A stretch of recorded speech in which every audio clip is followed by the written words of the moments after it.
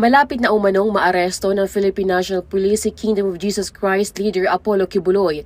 Ayon kay Pier 11 Regional Director Police Brigadier General Nicolas Torre III, nadiskubre umano nila gamit ang underground penetrating radar ang isang underground bunker sa loob ng KOJC compound sa Buhangin, Davao City.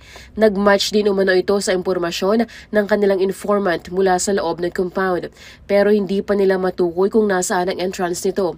Dito anya posibleng nagtatago si Apollo Kibuloy.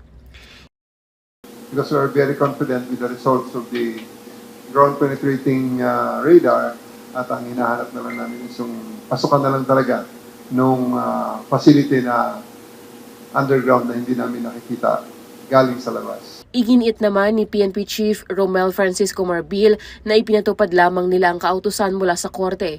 May impormasyon din naman ang PNP na nagsasabing nasa loob lang ng KOJC compound nagtatago si Kibuloy. Sa katunayan anya ay nakahanda ang mga KOJC members sa kanilang paglusob at naglagay pa ng mga barricades sa labas ng kanilang compound.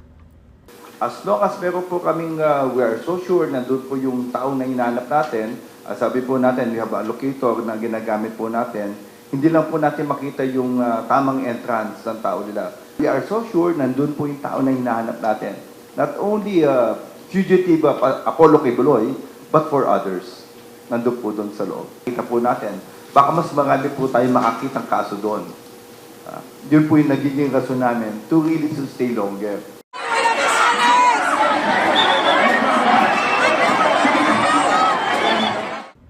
Samantala, nagkagulo kagabi sa Davao City nang magsagawa ng kilos protesta ang mga miyembro ng Kingdom of Jesus Christ sa kabaan ng Carlos P. Garcia Highway bandang alas 7 ng gabi.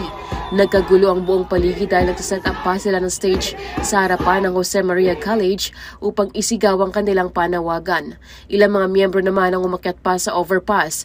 Galit na galit ang mga KOJC members sa ginawang pang-aabuso umano ng PNP sa kanila. Hindi naman makadaan ang mga motorista dahil hinarangan ng mga reliyista ang dalawang lane malapit sa Davao Airport habang may bit-bit na mga banner. Nag-ugat ang kilos protesta ng KOJC members nang pasukin ng libu-libong pulis ang kanilang compound sa Buhangin upang hanapin ang kanilang leader na si Kibuloy. Ilan sa kanilang mga panawagan ay ang pag-resign sa pwesto ni Pangulong Bongbong Marcos Jr. na nag-utos umano sa mga pulis upang hulihin si Kibuloy. Binatikos din nila ang pang-abuso ng mga PNP sa paggamit nito ng matinding puwersa para hulihin ang kanilang lider. Samantala, pinabulaanan rin ng PNP ang payag ng KOJC na nagpatupad ng lockdown sa Davao. Ganon din ang kanseladong mga flight sa Davao International Airport. 6 na pulis naman ang sugatan matapos atakihin ng mga reliyista. Lelaine Moreno, UNTV News and Rescue. Lelaine Moreno, humahataw sa balita ngayon.